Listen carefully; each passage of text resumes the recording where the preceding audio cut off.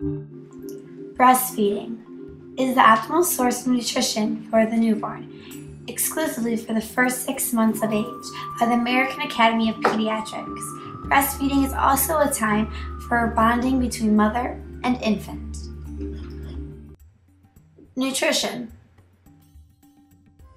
Colostrum is secreted from the mother's breast during postpartum days 1 through 3 and contains IgA, an immunoglobulin that provides passive immunity to the newborn.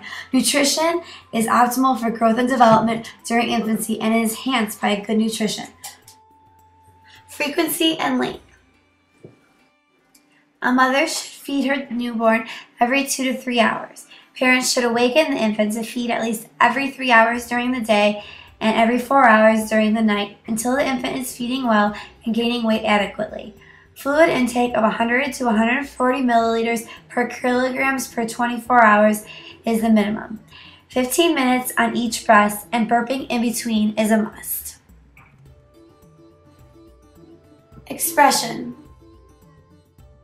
Feeding readiness cues exhibited by infants encourage the mother to begin feeding her infants. These cues include hand-to-mouth or hand-to-hand movements, sucking motions, brooding, or mouthing.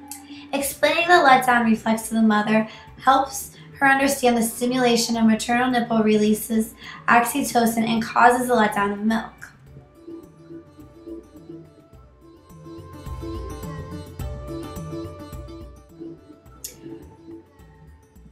Positions are very important when breastfeeding the newborn. The 4 basic positions are the football hold, the cradle hold, the across the lap, and the side lying. Latching on is very important. The mother must support the breast in one hand with the thumb on top and 4 fingers underneath and compress the breast.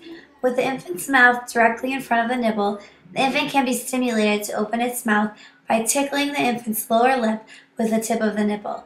The mother pulls the infant to the nipple with the infant's mouth covering part of the areola as well as the nipple. Explain to the client also that the infant is latched on correctly when the infant's nose, cheeks, and chin are touching the breast. Storage. Breast milk may be safely stored in the refrigerator for up to 48 hours after expression from the breast. Unused refrigerated breast milk should be discarded after 48 hours.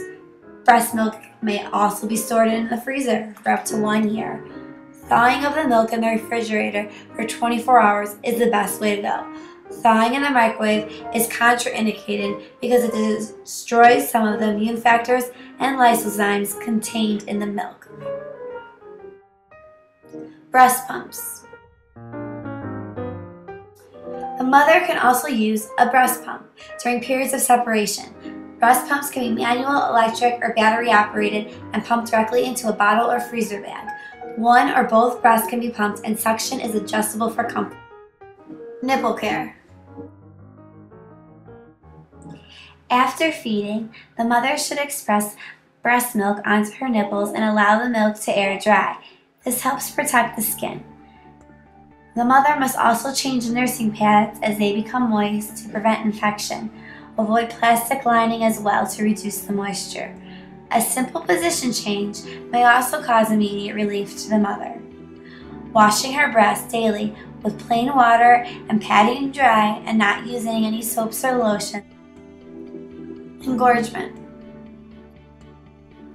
If your breasts feel full or uncomfortable before feeding, you can help to start the flow of milk by having a warm shower with the water directed at your back and shoulders, or applying a moist warm face cloth or towel to your breast for 10 to 15 minutes, or even having a warm drink.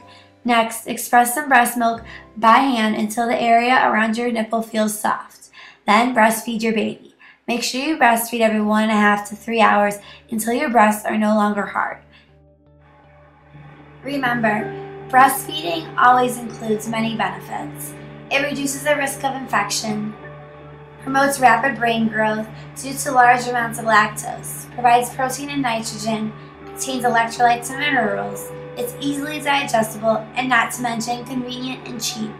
It improves the newborn's ability to regulate calcium and phosphorus levels, and the sucking associated with breastfeeding reduces dental problems.